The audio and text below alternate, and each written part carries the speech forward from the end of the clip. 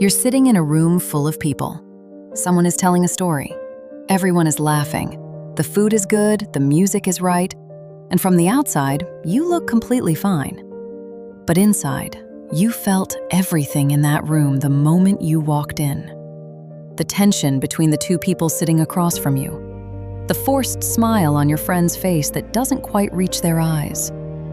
The heaviness in the air that nobody is acknowledging because nobody else seems to notice it.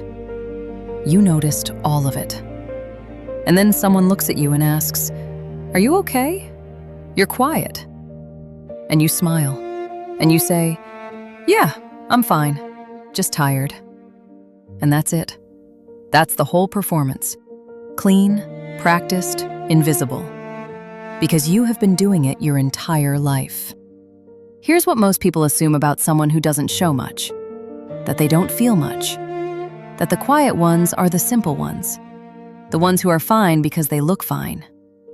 But psychology tells a completely different story. Because the people who show the least are almost always the ones who feel the most. And the gap between what they carry on the inside and what they allow the world to see, that gap is not emptiness. It is one of the heaviest things a person can hold. To understand why some people become this way, you have to go back further than most people expect. Because this is almost never something someone chose. Psychology divides the origin of this pattern into two pathways. The first is biological.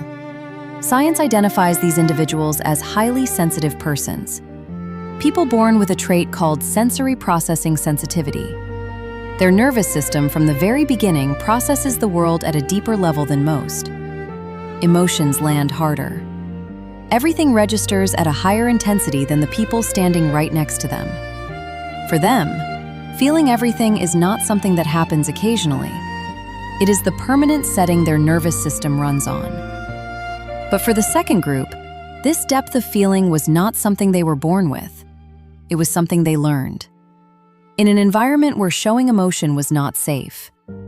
Imagine a child growing up in a home where expressing feelings was met with irritation, or silence, or worse, being told they were too much, too sensitive, too dramatic.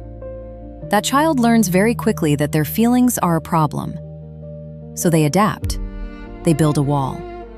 Not to keep feelings out, the feelings keep coming regardless, but to keep them in, hidden, where they can't cause damage. Neuroscience calls this emotional suppression. Those early experiences don't just shape behavior, they rewire the brain's emotional processing system at a structural level, until showing nothing becomes as automatic as breathing. The child who was told they felt too much becomes the adult who shows almost nothing at all. Sign number 1. They absorb other people's emotions like a sponge and carry them alone. Here is what a typical Tuesday looks like for this person. They walk into work. A colleague passes them in the hallway without making eye contact.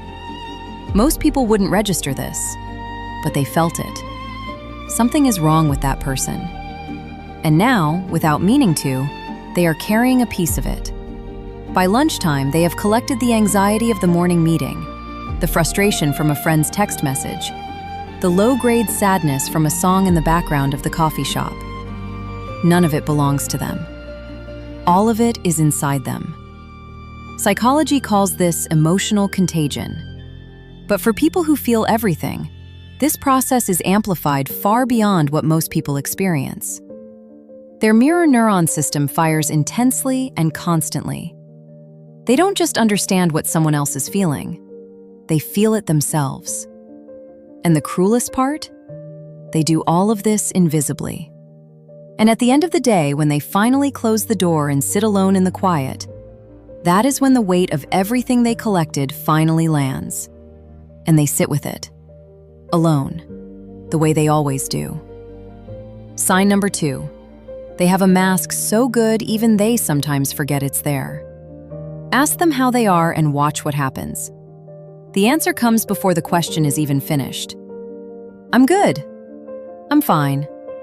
Just tired. Clean. Automatic. Rehearsed over thousands of repetitions across an entire lifetime. Psychology calls this emotional masking. And research shows that people who develop this pattern early become extraordinarily skilled at it. So skilled that something strange begins to happen. The mask stops feeling like a mask. They smile at the right time, say the right thing, move through rooms with a quiet competence that makes them look like the most stable person in any space. And internally, they are asking themselves, is this still an act? Or is this who I actually am now? The internal monologue sounds something like this. I'm fine. I think I'm fine. Am I fine? I don't actually know. I haven't checked in a while. I've been too busy making sure everyone else is okay. This is not indifference. This is what happens when a person spends so long managing how they appear that they slowly lose access to what they actually feel. Sign number 3. They process everything alone, long after everyone else has moved on. The conversation ended 3 hours ago. Everyone else forgot about it within minutes, but they are still in it, replaying the exact moment the energy in the room shifted. The sentence that sounded normal but carried something underneath it. The pause before someone answered. Cognitive psychology calls this rumination. But for people who feel everything and show nothing, rumination is not a disorder. It is a survival strategy. Because they cannot process in real time. So they take it home. They sit with it in the shower, at 2 a.m. when the house is quiet, on long drives when no one is watching. And here is what makes this so quietly painful. By the time they finish processing, the moment is long gone. The person who caused the feeling has moved on, and they are left holding something that has no outlet anymore. They felt it fully. They just felt it alone. And late. Always late. Here is the part most videos like this don't say. Feeling everything and showing nothing is not always peace. Sometimes it is survival. And there is a difference worth examining honestly.